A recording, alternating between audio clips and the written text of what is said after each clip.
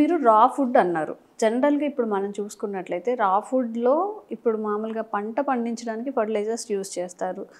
Cook చేసుకోకుండా తింటే చాలా ప్రమాదం అని చెప్తున్నారు.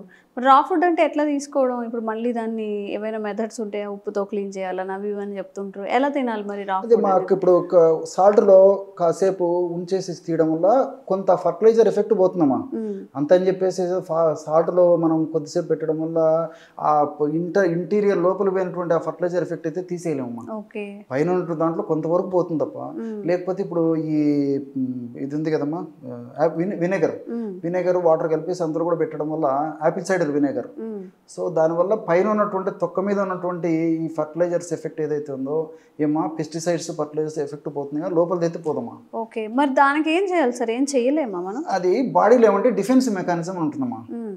సో దీనికి ఏంటంటేమా రాత్రి పూట అర్లీ డిన్నర్ హ్మ్.